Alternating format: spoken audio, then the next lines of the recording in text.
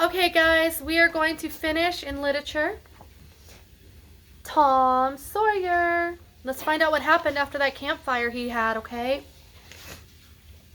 In the morning, hungry and sore from sleeping on the ground, the boys decided it was time to head back to town.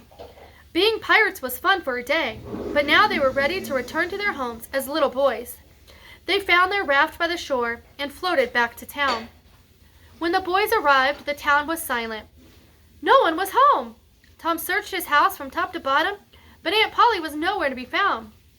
Joe and Huck couldn't find anyone either.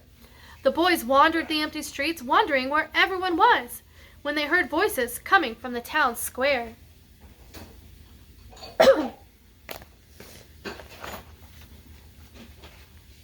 They followed the voices until they saw a large group of townspeople gathered around Aunt Polly.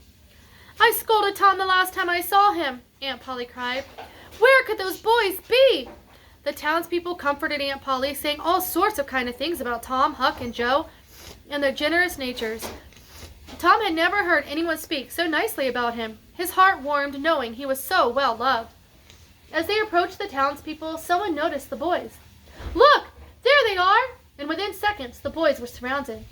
Everyone was so surprised and relieved to see them. Aunt Polly ran to Tom and hugged him tight.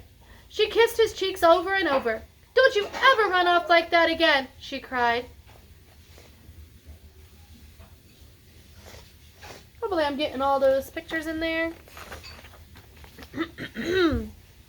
After all the worry they caused, Tom and his friends promised to behave. But Tom still had a burning desire to go on adventures and already had a new quest in mind.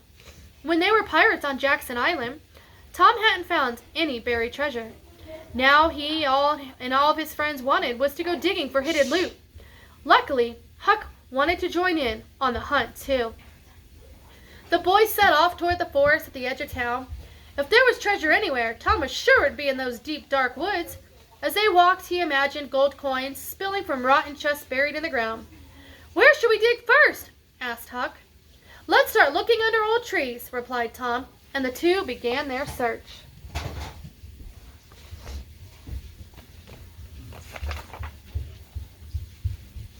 As Tom and Huck trampled through the woods, they heard a noise. "Shh! Did you hear that?" whispered Tom. The boys crouched down, listening for movement. "Sorry, guys. No, babe. Go." "What is it?" said Huck. Out from the bushes darted a strange, ragged man carrying a big sack. He had a suspicious look on his face and kept glancing over his shoulder as if he didn't want to be seen. "Let's follow him," whispered Tom, and the two quietly began trailing the man to find out where he was going. The man walked into the mouth of a large dark cave and disappeared. Tom and Huck hid behind a bush and watched from a distance. After a few minutes, the man reappeared, but without that heavy sack. Tom and Huck looked at each other.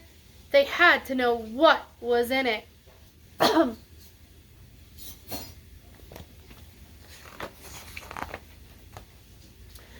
The cave was dark and filled with winding paths. Tom lit a torch and they wandered until it seemed like they were going in circles. Just when Tom worried the light was going to go out, Huck cried, "Well, well, well, would you look at this?" Before their eyes lay the sack, and it was filled with gleaming gold coins. The boys were amazed. They had really found hidden treasure.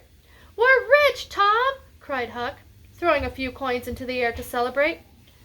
"But the sack must weigh 50 pounds, said Tom. He was right. The sack was too heavy for just one of them to carry, so the two worked together to bring their treasure home.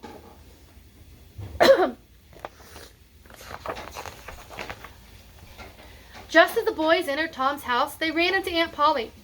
Tom told her about their cave adventure and the strange man who left the sack behind. Then he opened the bag and showed her all the yellow coins. "Half is for Huck and half for me," Tom cheered. Aunt Polly couldn't believe it. She said the strange man must have been the notorious robber who was seen around town earlier that day. "Thank goodness you are safe," she cried. "But can we keep it?" asked Tom. Aunt Polly hummed and hawed and finally decided that since nobody knew who owned that pile of gold, Tom and Huck could keep it for themselves.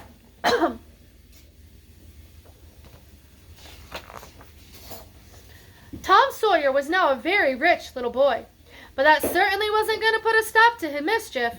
After all, there were still all sorts of capers and pranks for him and his friends to get up to. Alright guys, that's the end of our Tom Sawyer book.